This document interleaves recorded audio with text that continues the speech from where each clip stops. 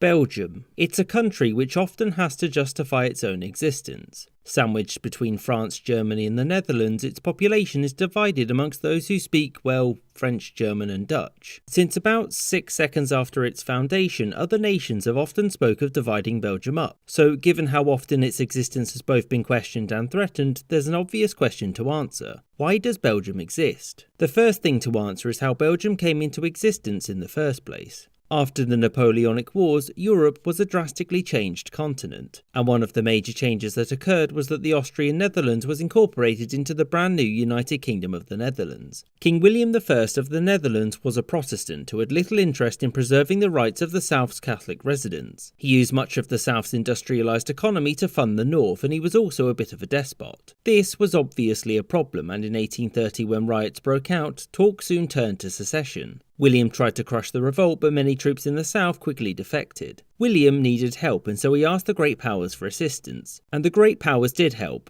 but they helped the south and recognised the new country's independence, and the new country was called Belgium. Recognition of independence was done on one condition. It had to be a monarchy, because none of that republicanism stuff, absolutely not. The Belgians would finally have a king that would represent them, a local, a Catholic and a man who wouldn't try to expand the power of the monarchy and become a despot. Instead, they got Leopold I, a German-speaking Protestant who quickly expanded the power of the monarchy, but 0 out of 3 isn't bad. Even with Leopold, Belgium had come out ahead, given that at the London conference France had proposed that Belgium be divided between its neighbours. This was the Talleyrand plan and was rejected by the British because France can't have nice things had been British foreign policy for over 400 years at this point, and that wasn't going to change anytime soon. Also to Britain, Belgium was seen as an important buffer state that would limit the scale of any future Franco-Prussian war, in theory. William I didn't accept Belgian independence and so invaded in 1831, but the French came to the Belgians' aid and sent the Dutch packing. In 1839, William accepted Belgian independence and the Netherlands would never again try to reclaim the south, which now included this land from Luxembourg. And it was also in this year that Britain guaranteed Belgian neutrality.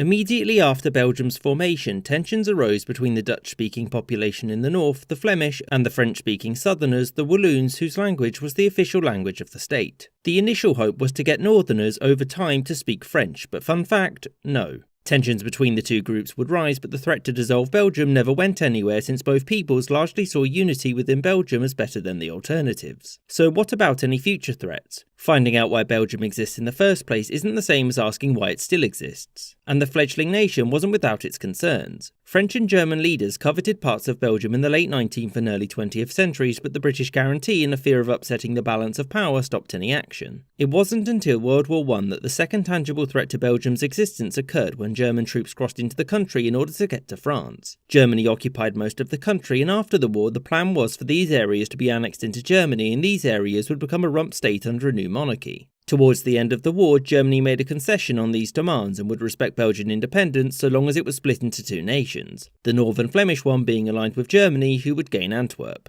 This never happened because, obviously, and Germany eventually lost the war. Belgium then got to sit at the winners' table and was even given this territory from Germany. Although at first Belgium had made much larger demands, because it wanted to annex Luxembourg and to take territory from the neutral Dutch, since apparently Belgium holds a grudge. The last threat to Belgian existence came during World War II when it was conquered. It was originally administered as a single unit along with a chunk of northern France, but Hitler had very little in the way of concrete plans. The Belgian collaborators had hoped for Belgium to be split like this, with Flanders being merged with the Netherlands. Yet Germany was unwilling and unable to do this since it was busy losing the war. In late 1944, Germany then formally annexed Belgium, a plan which had one snag: it had already been liberated, and so that's not how that works. No other nation would threaten Belgian existence thereafter, and all attempts to split the state would from then on be internal in nature. Belgium's existence is actually quite remarkable, given that it spent one of the most dangerous periods in European history sandwiched between two nations that really liked annexing things. In the end, the Belgian people would find union together, despite their differences, much more compelling than any of the alternatives, and that is why Belgium exists.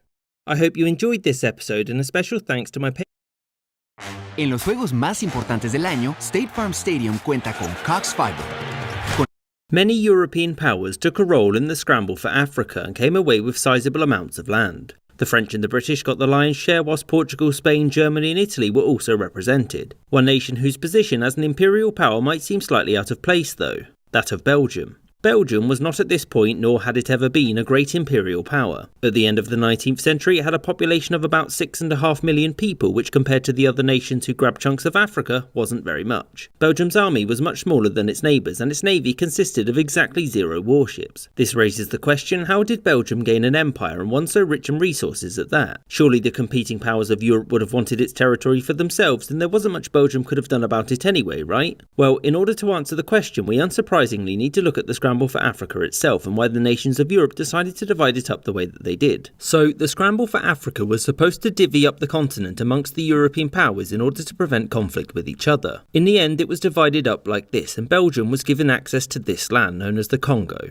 Well, sort of. What had actually happened was that all of the European powers had wanted the Congo because money. The problem was that none of them could agree on who would get it, which made conflict more likely. Enter King Leopold II of Belgium, who had a wonderful idea. I'll have it. And strangely enough, nations like Germany, France and Britain agreed that he could have it. He. Not Belgium. He. As in the Congo was now the personal property of Leopold. He was granted it under the condition that trade of its natural resources, mostly rubber, would be open to all nations. That way everyone could gain some of the resources there, and it would be under the administration of a king whose nation was constitutionally bound to be permanently neutral. Leopold also convinced the European powers that he would do everything in his power to Christianize the Congo, end the slave trade in the region and better the lives of the people there. Instead of doing that, he created a place in which if the Congolese failed to meet their rubber production quotas, the punishment was death or sometimes mutilation. The reason I mention this is that Leopold's poor treatment of the Congolese would go on to become a problem for him and threaten his ownership of the colony. So all of this explains how Leopold gained an empire, but not Belgium itself. The aforementioned terrible treatment of the natives led to an immense amount of international criticism, mostly from the United States and Britain. As such, in 1908, the Belgian Parliament opted to annex the Congo on behalf of Belgium itself. This upset Leopold, but he wouldn't have to be upset for long, since the next year he came down with a case of the deads. So now Belgium owned the Congo. Simple, right? Well, no.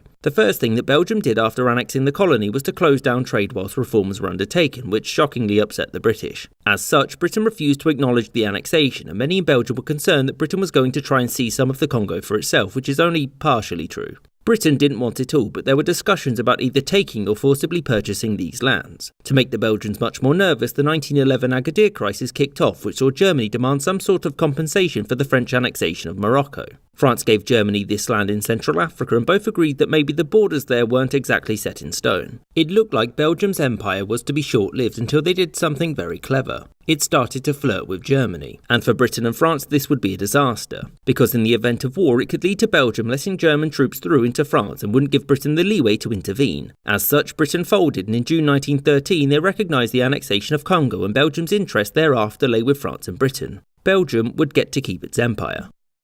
I hope you enjoyed this episode, and thank you for watching, with extra thanks to my patrons that you see on screen now. And a special thanks to James Bizanet, Azarka Flash, Mark H, Party Boyko, David Archaeologist, Rob Waterhouse, Chris Wicker, Michael Reynolds, Gustav Swan, Onion Duck, David Silverman, Paul, Maggie Paxkowski, Winston Cawood, Vasily Aravidis, Christian Cheke, Anthony Beckett, Sky Chappelle, Adam Harvey and Ike.